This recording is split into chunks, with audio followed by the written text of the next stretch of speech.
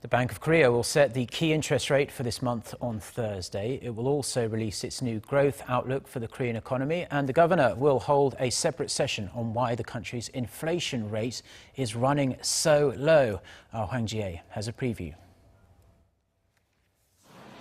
After a surprise rate cut in June, the market consensus for this month is Korea's central bank will hold its current 1.25% key interest rate steady.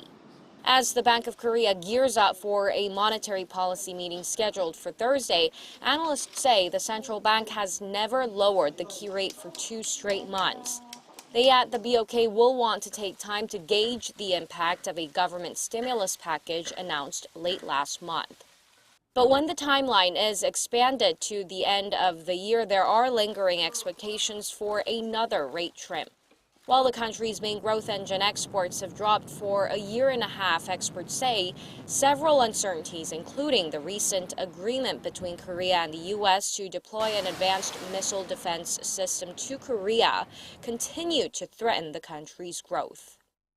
Uncertainties in the global economy, especially after the rising geopolitical tension after the THAAD deployment decision with the U.S. and the South Korea, exports to China and the negative sentiment among the Northeast Asian countries might negatively affect Korea trade.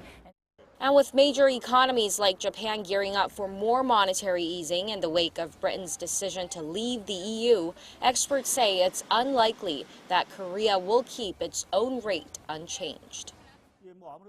After the Brexit, countries worldwide are heading to implement monetary easing policies like quantitative easing and lowering key rates. And that means the BOK has room to also jump into that race. Experts at the governor's separate session on the country's low inflation rate could also signal there's more room for more rate cuts down the road. As for the new growth outlook for Korea for this year, a majority of economists is expecting the BOK to revise the figure down to 2.6%. Hwang Ji-hye, Arirang News.